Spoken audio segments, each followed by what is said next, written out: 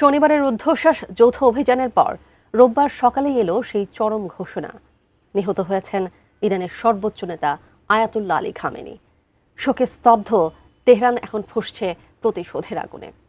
এরই ধারাবাহিকতায় এবার ভয়াবহ প্রতিশোধের ঘোষণা দিয়েছে তেহরান। কি হতে যাচ্ছে দেশটিতে আর কি হুঁশিয়ারি দিল দেশটি, আলো জানাচ্ছেন সাদিয়া সিদ্দিকা।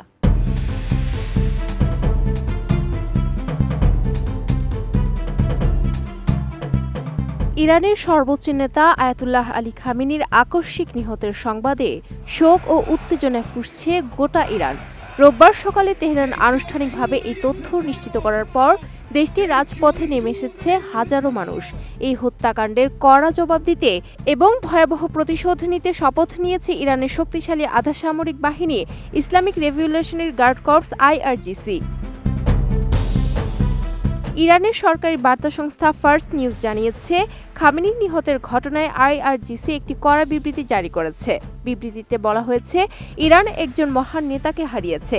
মানবতার সবচেয়ে নিষ্ঠুর সন্ত্রাসী ও জল্লাদদের হাতে ইরানের নেতার এই শাহাদাত বরণ প্রমাণ করে তার নেতৃত্ব শত্রুদের কতটা আতঙ্কজনক ছিল। এই জাতিকে যারা নেতৃত্বহীন করতে চেয়েছে তাদের ছাড় দেওয়া হবে না। IRGC যে কোনো দেশি বিদেশি ষড়যন্ত্র নির্মূল করতে এবং এই হত্যার চরম প্রতিশোধ নিতে বদ্ধপরিকর।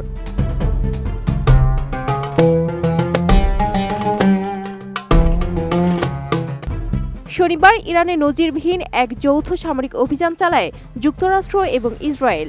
অভিযান চলাকালীনই ইসরায়েলের প্রধানমন্ত্রী বেনিয়ামিন নেতানিয়াহু দাবি করেছিলেন আয়াতুল্লাহ আলী খামেনি নিহত হয়েছেন। পরবর্তীতে যুক্তরাষ্ট্রের প্রেসিডেন্ট ডোনাল্ড ট্রাম্পও এই তথ্যের সত্যতা নিশ্চিত করেন। রোববার সকালে খোদ ইরান সরকার বিষয়টি স্বীকার করে নেওয়ার পর মধ্যপ্রাচ্যের রাজনীতিতে চরম অস্থিরতা তৈরি হয়েছে। ৮৬ বছর বয়সী খামেনি ছিলেন ইরানের শাসন ব্যবস্থার মূল স্তম্ভ। ১৯৭৯ সালে ইসলামী বিপ্লবের পর ১৯৮৯ সালে আয়াতুল্লাহ রুহুল্লাহ খোমেনির মৃত্যুর পর তিনি দ্বিতীয় সর্বোচ্চ নেতা হিসেবে দায়িত্ব গ্রহণ করেন। দীর্ঘ ৩ দশকেরও বেশি সময় ধরে দেশটির সামরিক, বিচারিক এবং গোয়েন্দা বিভাগের উপর তার ছিল একচ্ছত্র নিয়ন্ত্রণ। মূলত তার নির্দেশনা ও আদর্শেই পরিচালিত হতো শিয়াপন্থী ইসলামিক প্রজাতন্ত্র ইরান। এদিকে খামেনির মৃত্যুর পর তেহরান সহ ইরানের প্রধান শহরগুলোতে বর্তমানে থমথমে পরিস্থিতি বিরাজ করছে। নিরাপত্তা জোরদার করা হয়েছে সব গুরুত্বপূর্ণ স্থাপনায়।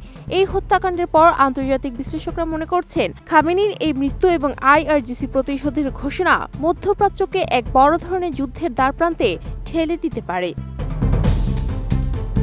Sadia Siddika, ATN news.